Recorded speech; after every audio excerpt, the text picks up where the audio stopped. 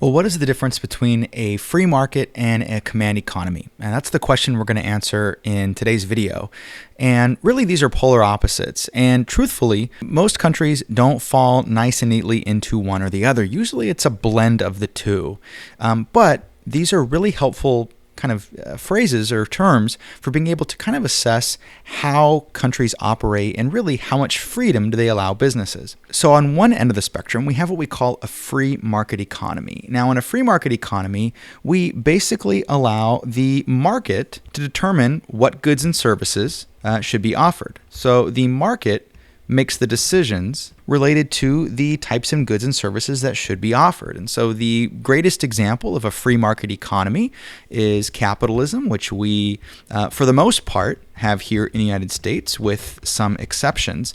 And that is largely based upon supply and demand. And so instead of the government having a say in terms of a lot of the goods and services that are produced, it really is up to individual businesses. And businesses are only going to produce those goods and services they're going to sell. So consumers, we vote with the money that we spend. And so when we go into the store and we choose to buy a certain product, we are being an active participant in a free market economy because we're voting with our spending patterns, and that's telling businesses the types of goods and services that they should offer if they do want to earn our money.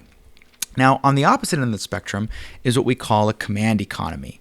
And in a command economy, contrary to a free market economy, they really exist when government largely decides what goods and services should be produced. And so in this case, the government makes decisions as to what should be produced. And the greatest example of a command economy is, of course, communism.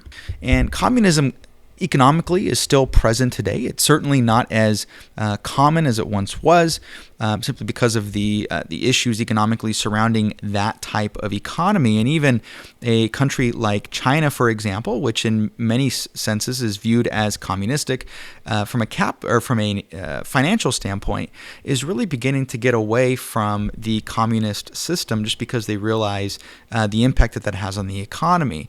Now, of course, China is still politically communist, but economically they're beginning to kind of move over to the left, you might say, to more of a free market. Certainly not entirely free market. They still control a lot of what government or what businesses actually focus on, but they are beginning to see the benefits of sort of free markets, if you will. So really the distinction between the two comes down to one aspect, and that has to do with control.